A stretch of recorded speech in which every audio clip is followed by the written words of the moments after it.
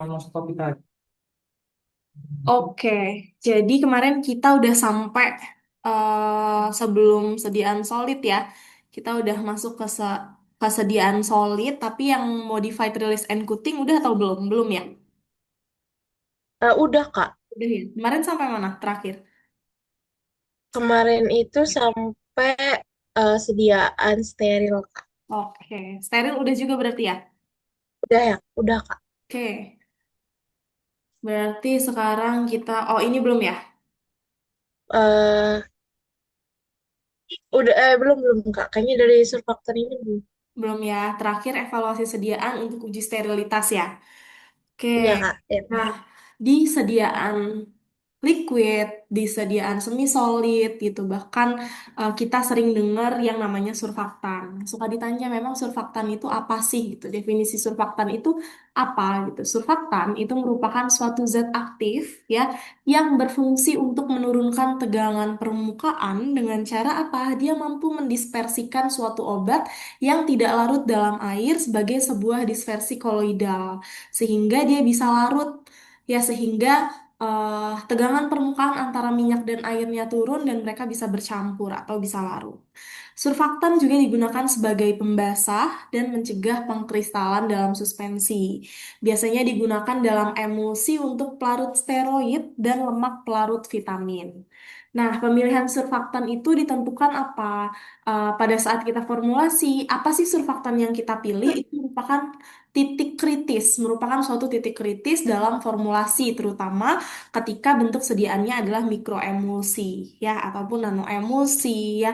Titik kritisnya adalah pemilihan surfaktan yang tepat.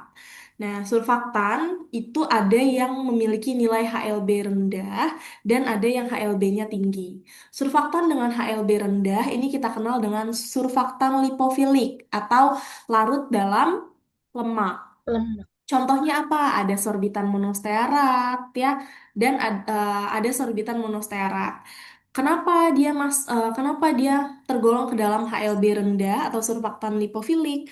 Karena kalau kita formulasi itu bisa kelihatan ketika emulsinya nanti outputnya bentuknya adalah air dalam minyak, artinya fase luarnya adalah minyak, berarti harusnya yang kita pakai adalah surfaktan dengan HLB rendah atau surfaktan lipofilik karena dia akan menembus fase luarnya yang merupakan minyak gitu. Begitupun sebaliknya, kalau dia HLB-nya tinggi berarti dia surfaktan hidrofilik. Contohnya apa? Ada Twin 80. Otomatis dia pasti paling sering digunakan untuk mikroemulsi tipe minyak dalam air. Minyak dalam air artinya fase dalamnya minyak, fase luarnya adalah air. Paham? Paham Kak? Oke, lanjut ke kosurfaktan. Ada surfaktan dan ada kosurfaktan. Terkadang dalam suatu formulasi surfaktan aja itu tidak mampu untuk menghandle atau mencampurkan atau melarutkan ya fase minyak dan fase air secara sempurna. Butuh yang namanya kosurfaktan, biasanya pelarut-pelarut organik ya. Apa sih kosurfaktan? Kosurfaktan itu adalah zat yang mampu meningkatkan kerja dari surfaktan sehingga ketercampuran dari kedua zat tersebut menjadi lebih sempurna.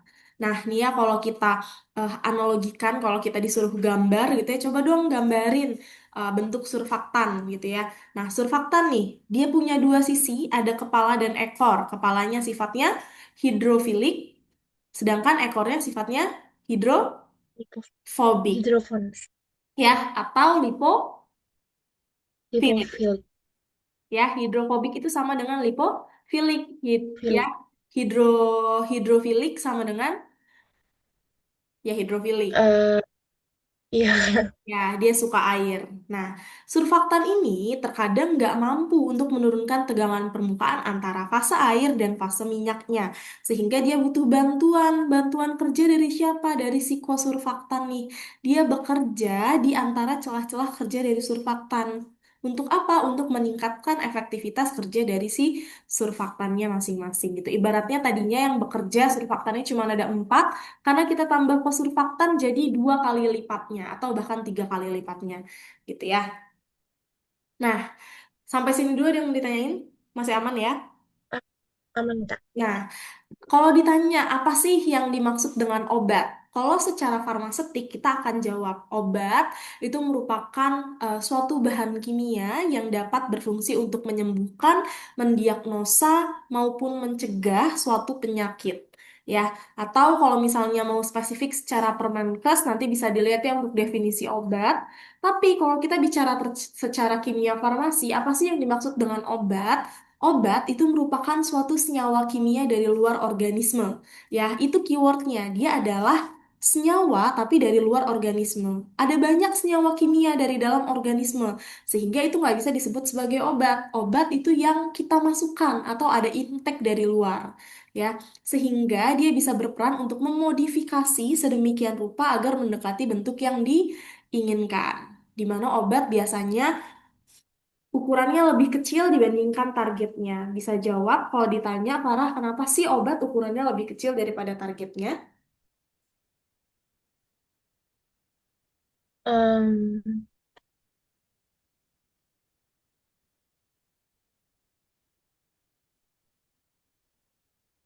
eh, belum bisa Kak.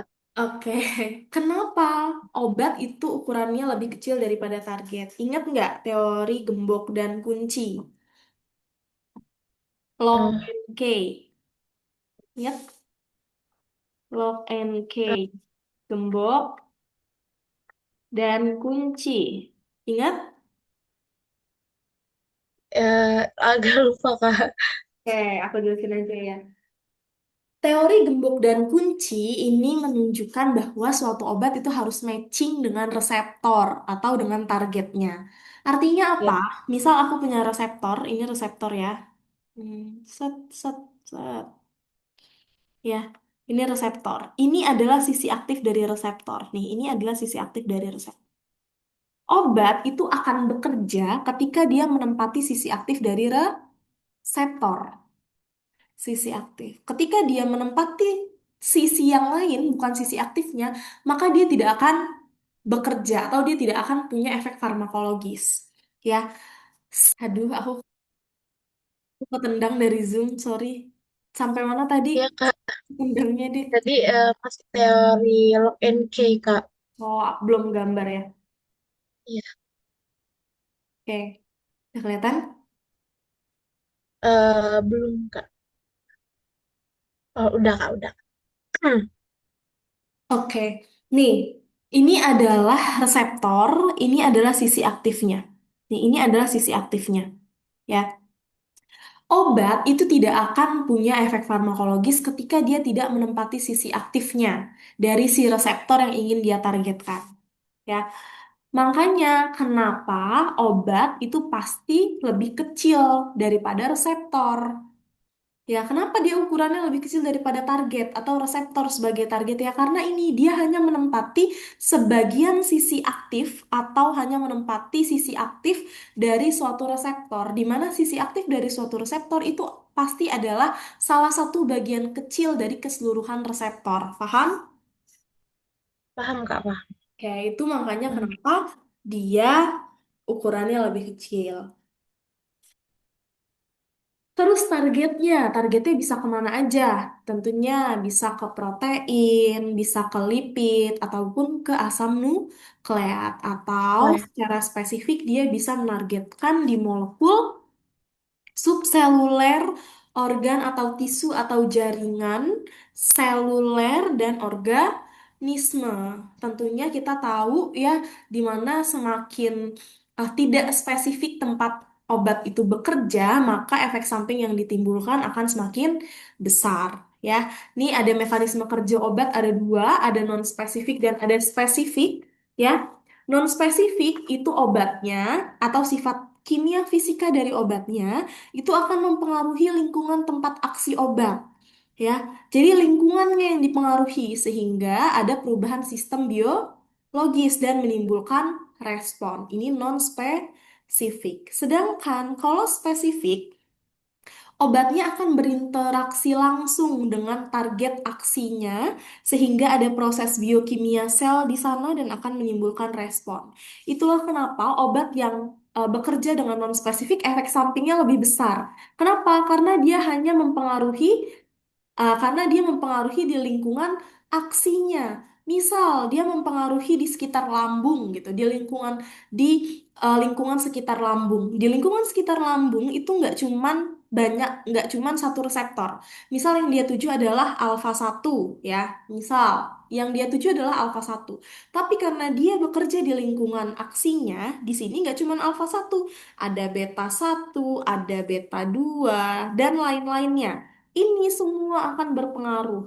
Ketika ini terpengaruh, maka efek samping dia juga akan menimbulkan respon terhadap reseptor-reseptor ini. Salah satunya dalam bentuk efek samping mungkin mual muntah atau malah bahkan pusing setelah minum obat dan lain-lain. Sedangkan kalau obat spesifik itu efek sampingnya sangat kecil. Kenapa? Karena dia langsung bekerja di target aksinya. Paham? Paham, Kak. Oke, ini kalau ditanya tahap pengembangan obat ada apa aja ya? Yang pertama tentunya identifikasi target. Identifikasi target ini apa? Usaha kita untuk mencari sebenarnya kita maunya dia punya efek farmakologisnya apa sih? Oh, misal saya pengennya bikin obat anti cancer. Oke, cari nih reseptor-reseptor atau enzim-enzim yang memang punya efek terhadap cancer atau terhadap perkembangan sel cancer. Oh, oke, secara literatur dapat nih misal ada MDM2 atau TP53 dan lain-lain. Oke, aku dapat nih. Ini adalah proses kita mengidentifikasi target. Setelah dapat targetnya, oh oke, yang mau aku targetkan adalah TP53. Selanjutnya adalah screening lead compound atau senyawa aktif. Udah tahu mau bikin obat dengan aktivitas sebagai anti cancer, target aksinya juga udah tahu ke protein TP53. Terus aku mau cari nih senyawa atau bahan bahan alam gitu misal yang berpotensi sebagai anti cancer yang punya nilai antioksidan tinggi. Apa ya? Oh oke, ternyata kurkumin nih. Nah, itu adalah proses kita mencari lead compound atau senyawa aktif. Setelah dapat target aksinya, setelah dapat senyawa aksinya gitu ya, senyawa yang berpotensinya, selanjutnya ngapain? Optimasi senyawa. Nah, optimasi senyawa itu ada dua. Ada dengan cara tradisional, tradisional, dan ada dengan cara modern. Modern. Nah, kalau cara tradisional ini apa? Kita lab basah. Jadi kita coba-coba ya, kita benar-benar coba nih eh si kurkumin ini ketika mau kita pasangkan atau target aksikan ke TP53 nih, dia karakteristiknya harus seperti apa? Itu harus kita olah secara lab basah, secara langsung gitu ya. Nah, itu namanya dengan cara tradisional. Tapi kalau dengan cara modern, itu ada molecular docking dan ada molecular dynamic. Ya, molecular docking bisa pakai docking ya, eh, molecular dinamik bisa pakai kisar.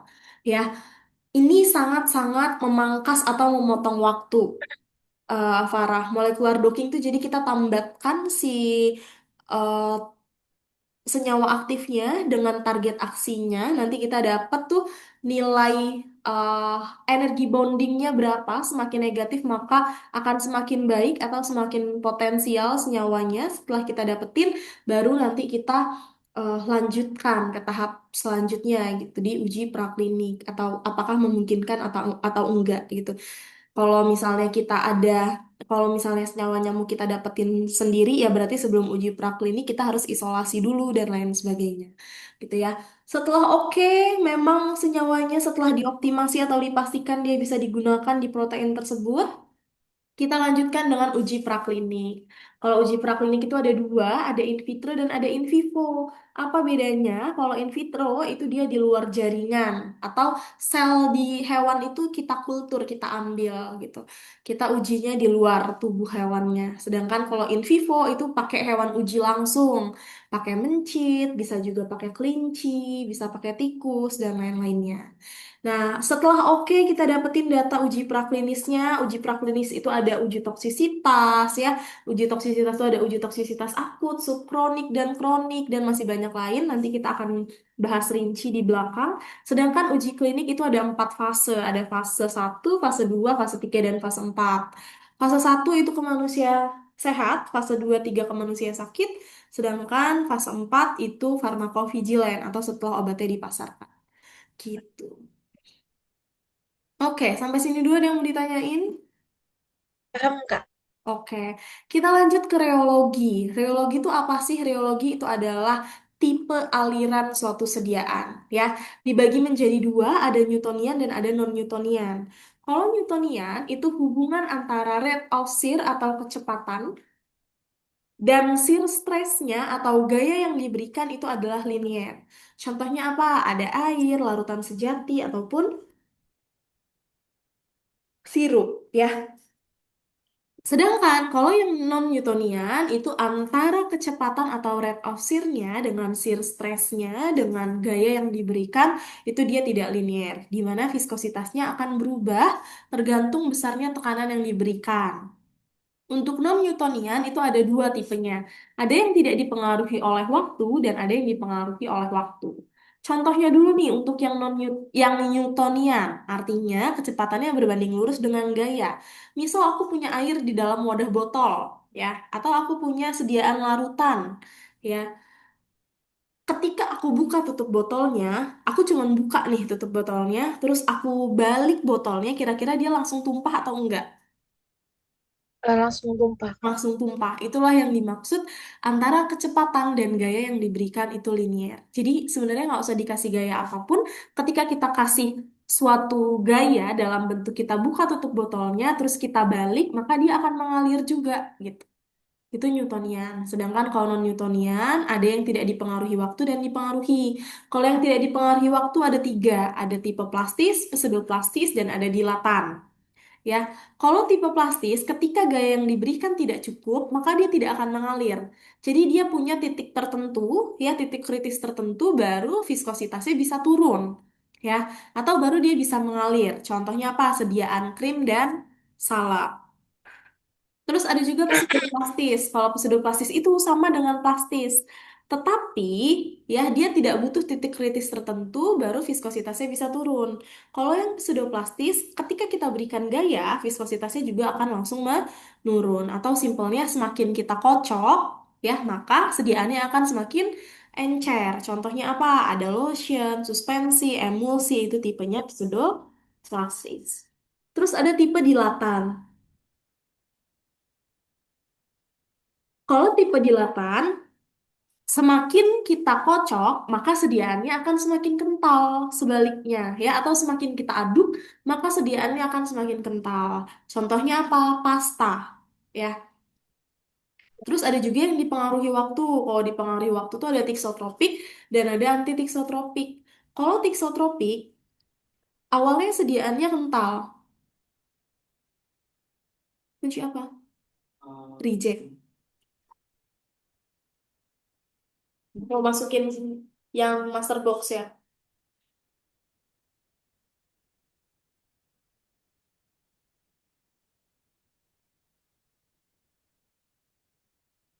Nanti abis Jumatan jam 1 meeting bentar ya. Mau bahas anak yang mau PKPL.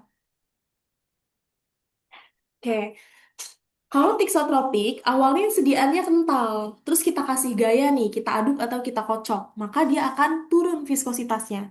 Dia akan encer. Tapi ketika kita diamkan, nggak kita aduk, nggak kita kocok, gitu, kita diamin aja. Maka dia akan kembali ke bentuk semulanya, yaitu kental. Contohnya apa? Gel. Ya, ada juga antidiksotropik. Antidiksotropik ini kebalikannya. Awalnya sediaannya encer, terus kita kasih gaya, justru dia malah kental. Tapi ketika sediaannya kita diamkan, dia nggak akan kembali encer seperti awal. Dia akan tetap kental. Sehingga ini tidak diharapkan dalam sediaan farmasi, ya. Sebenarnya kalau untuk sediaan farmasi yang diharapkan, yang paling diharapkan itu adalah yang tiksotropik karena dia reversible, ya. Oke, ini kalau disuruh gambarin grafiknya ya, yang ini adalah pseudoplastis, yang ini pseudoplastis, dan yang ini adalah dilatan. Paham? Kak. Oke, kita lanjut ke perhitungan dosis. Ada rumus Clark, BSA, Young, Dilling, dan Fred. Kalau Clark ini biasanya dalam satuan pound, jarang digunakan. Kalau BSA ini untuk pasien-pasien yang memang perhitungan dosisnya membutuhkan luas permukaan tubuh. Contohnya apa? Pasien-pasien cancer. Ya, dihitung dulu BSA-nya. Rumusnya akar tinggi badan dalam sentimeter dikali berat badan dalam kilogram dibagi 3.600 ya.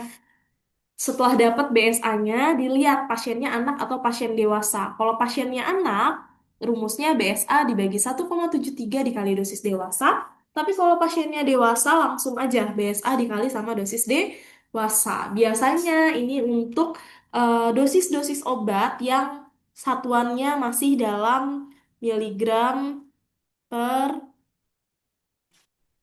meter meter persegi gitu biasanya ya. Jadi ini berarti tandanya dia masih membutuhkan dikali dengan BSA gitu ya. Terus kalau rumus yang itu untuk pasien 1 sampai 8 tahun, kalau di link itu lebih dari 8 tahun ya. Rumusnya apa? Umur dalam tahun dibagi umur plus 12 dikali dosis dewasa. Kalau yang di link, umur dalam tahun dibagi 20 dikali dosis dewasa. Puasa. Oke, coba hitung ini. Pakai Ya, rumus yang tadi apa ini, Farah? 6 tahun tadi tuh yang di ya Kak. Hmm, Eh, 6 tahun yang, ya, yang Yong. ya, Hmm. yang. Apa rumusnya? Hmm. Umur, Eh, umur dibagi umur dibagi umur plus dua 12 belas dikali dosis D. dosis Masa puasa. umurnya 6 tahun dibagi 6 per 2 plus 12 berarti 18 dikali dosis dewasanya 16 miligram. Miligram. Berapa tuh berarti? Berarti 5,33 ya nggak? Miligram. Bener nggak? bener Kak. Oke, itu ya caranya ya. Oke, sekarang kita masuk ke resep. Nih ya, ada Recipe Metformin 500 miligram, Numero 30, Signature DIY 1 tablet. Di sini ada keterangan DID. DID ini kepanjangannya adalah Dain Dimi Dio. Artinya apa, Farah? Di Diambil setengahnya. Ya, jadi kalau di resep ada keterangan DID, berarti dia udah diambil setengah. Di sini 30, di sini ada DID, berarti pasiennya udah ambil 15 tablet. Sedangkan di sini ada det 5 atau detur 5, berarti udah diambil 5. Di sini ada detur 3, berarti udah diambil 3. Di sini ada detur 5, berarti udah diambil 5 ya. Oke, di sini ada bagian-bagian resep. Ini ada resep, terus ini ada bagian-bagian resepnya. Secara farmasi gitu ya, kita sebagai seorang TTK atau sebagai seorang apoteker nantinya gitu ya, ketika kita menerima resep ada 3 hal yang harus kita lakukan. Ya, yang pertama tentunya kita harus screening resep dulu. Ya, screening resep itu ada apa aja? Ada screening administratif, ada screening farmaseutik, dan ada screening klinis. ini. Apa bedanya? Screening administratif itu kita cek, oh ada nggak ya nama dokternya, tempat praktek dokter, tanggal pembuatan resep, paraf dokter, ya, alamat pasien, nama pasien, itu administratif. Terus ada yang namanya screening farmaseutik. Kita cek ada nggak ya nama obatnya, kekuatan sediaannya ada apa enggak, ya, bentuk sediaannya ada apa enggak, aturan pakainya ada atau enggak, itu farmaseutik. Sedangkan screening klinis ada interaksi obat nggak ya, dia tepat indikasi nggak ya, sesuai nggak sih dengan kondisi pasiennya. Nah, itu screening klinis. Ya, jadi ada administratif, farmaseutik, dan klinis. Oke, untuk bagian-bagian resep, kalau untuk kop surat dan tanggal resep itu namanya inskripsio. Terus recipe-nya ini, R garingnya ini namanya invokasio. Terus nama obat dan jumlah obatnya itu namanya preskripsio. Paraf dokternya subskripsio. Sedangkan aturan pakainya, nih yang warna hijau ini adalah signatura nama bagiannya. Sedangkan nama pasien dan alamat pasien ini namanya pro. Ya, nih coba dong di yang Recipe Roverton ini aku mau Farah baca coba. Nah, sampai sini nih. Nah, coba baca.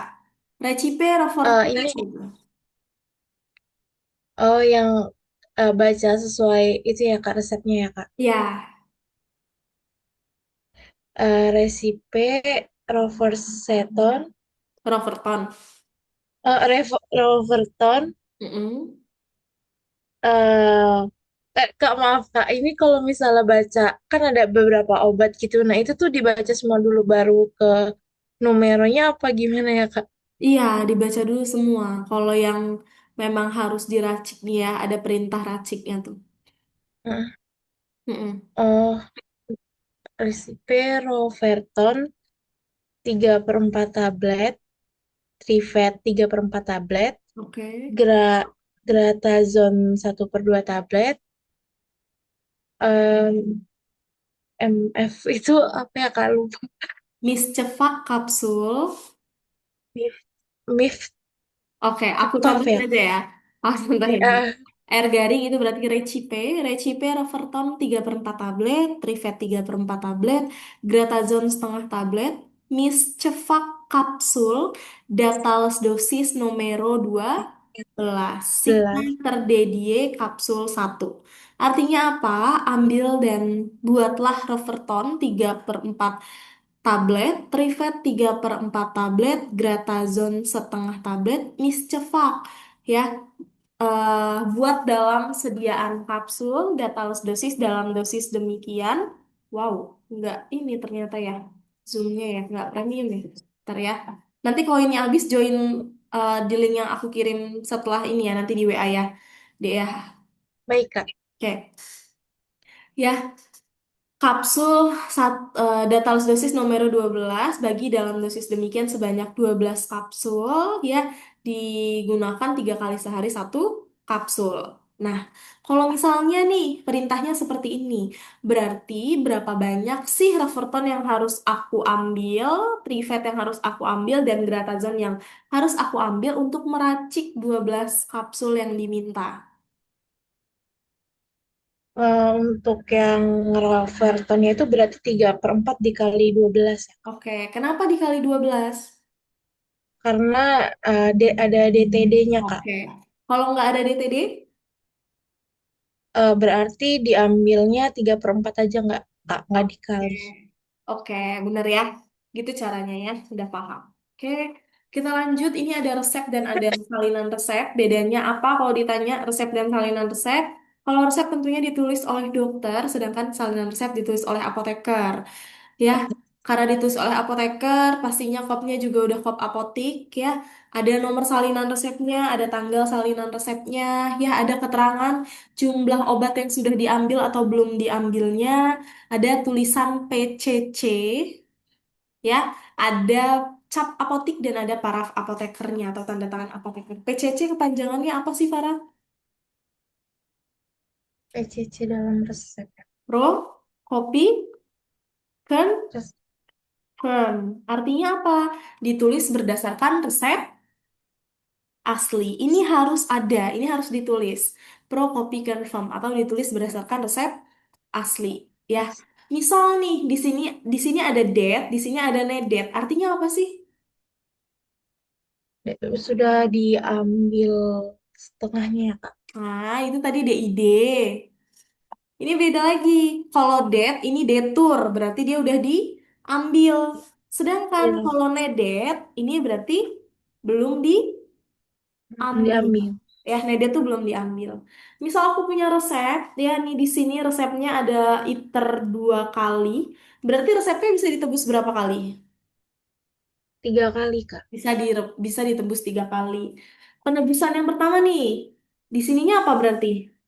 Nih, kan dia nebus resep Ber- asli nih, ya kan? Dia nebus resep asli, datang ke apotik, terus dia minta salinan resep kan? Karena di sini iter 2 kali bisa ditebus 3 kali. Salinan resepnya di sini Hmm. ditulisnya apa? Tulisannya apa di sini? Em, berarti date ya Kak? Date. Date. Apa? Date Date ori. ori. Karena pengambilan resep asli. Oke, udah bikin nih apotekernya. Udah bikin salinan resep di atas sama-sama date orik ya. Karena dua-duanya udah diambil.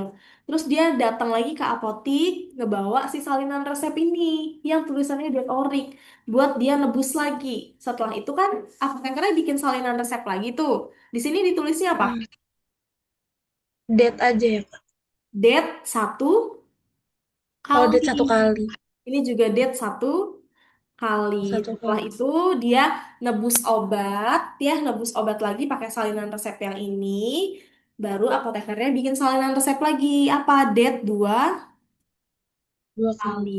Nah, kalau dia date-nya jumlahnya udah sama dengan ITER, berarti resepsi salinan resep itu udah nggak boleh ditebus lagi. Lagi. Paham? Hmm. Makanya Kak, kenapa? berarti kalau Mm-mm. mau Kak mau nanya kalau Ya, misalnya nedet itu berarti dia kan udah belum diambil berarti itu maksudnya nggak ada gitu ya Kak obatnya. bisa jadi nggak ada atau memang pasiennya belum mau nebus.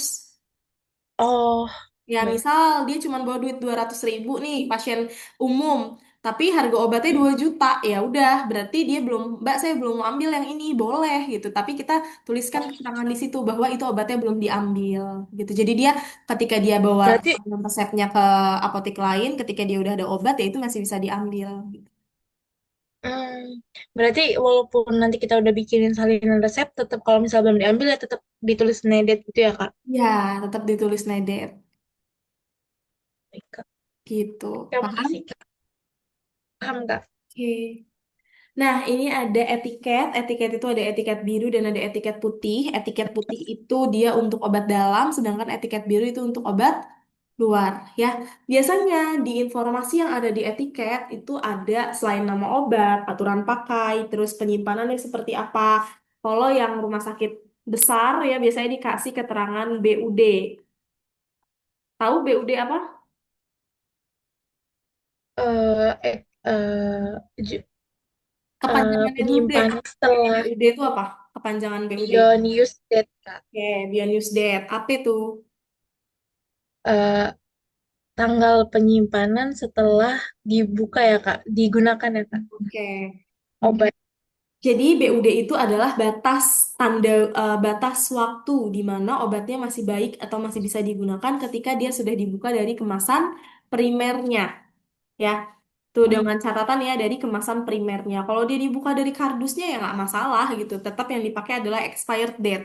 Tapi kalau yang udah dibuka adalah kemasan primernya, berarti BUD ya. Ini bedanya expired date dan BUD. Kalau expired date itu adalah waktu batas simpan yang ditentukan dari manufaktur atau dari industri pembuat berdasarkan dari hasil uji stabilitas. Jadi dia kapan sih maksimal dia baik digunakannya. Sedangkan kalau BUD itu adalah batas waktu obat ya yang sudah dikaji berdasarkan studi ketika obatnya memang sudah dibuka dari kemasannya. Di mana sih kita lihat BUD? Itu bisa dilihat di ini ya. Aduh, lupa aku. Di HOPE ya. Batas beyond use date-nya tuh sampai kapan sih gitu ya. Ntar ya, yang terbaru itu.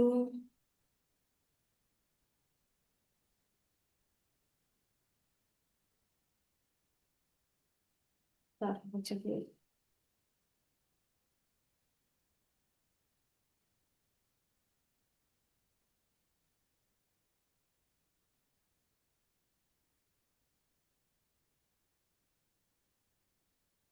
Ya, atau bisa lihat di USP. USP yang lengkap ya, yang jadi acuan utama kita ya. Untuk USP 795 untuk yang sediaan non steril, sedangkan untuk sediaan steril yang tetes mata, tetes telinga, itu bisa dilihat di USP 797. Ya. Nah, ini adalah tabel yang sudah diringkas. Jadi ada sediaan non steril dan sediaan steril. Kalau sediaan non steril itu terbagi menjadi beberapa klasifikasi lagi. Ada yang sediaan cair tanpa pengawet. Ya, sediaan cair tanpa pengawet ini biasanya yang kita formulasi sendiri atau kita rekonstitusi ya, sehingga BUD-nya hanya 14 hari. Itu pun ketika disimpan di kulkas. Terus ada juga sediaan cair berupa sirup kering. Biasanya sirup-sirup antibiotik yang memang formulasinya itu tidak langsung dicampurkan dengan air ya masalah karena ada masalah di stabilitasnya. Jadi dia harus diformulasi dalam bentuk kering. Baru nanti ketika mau digunakan, baru dilarutkan. Ya, biasanya sirup-sirup antibiotik. BUD-nya juga sama 14 hari. Kalau sediaan cair yang memang dari industrinya sudah diberikan pengawet, di formulasinya memang diberikan pengawet, BUD-nya 35 hari setelah dibuka. Terus kalau yang tidak mengandung air, contohnya kayak minyak ikan, ya suspensi minyak ikan, kapsul minyak ikan, dan lain-lain itu BUD-nya 90 hari setelah dibuka dari kemasan primer. Nah, ada juga sediaan padat dan sediaan semi padat. Kapsul, tablet, supo, dan lain-lain itu BUD-nya 180 hari atau 6 bulan. Ya, terus ada juga sediaan steril. Kalau sediaan steril itu tergantung bentuk sediaannya mini dose atau multi dose. Kalau dia mini dose, dia bisa bertahan 3 hari kalau disimpan di suhu kulkas berdasarkan USP terbaru ya. Tapi kalau dia hanya disimpan di suhu ruang itu cuma bertahan 1 hari. Sedangkan kalau multi dose dia bertahan 28 hari. Kalau insulin itu secara umum BUD-nya 28 hari kecuali Levemir. Levemir itu BUD-nya 42 hari ya. Terus ada juga vaksin. Vaksin itu ada polio ya, ada polio dalam bentuk inaktif, DPT, BCG, campak, MR ya, tergantung. BUD-nya beda-beda. Kalau dia polio yang dalam bentuk OPV ya, oral vaksin polio itu 2 minggu. Suhu penyimpanannya beda sendiri di -25 sampai -15. Kalau IPV dan DPT itu 4 minggu, kalau BCG BUD-nya cuma 3 jam setelah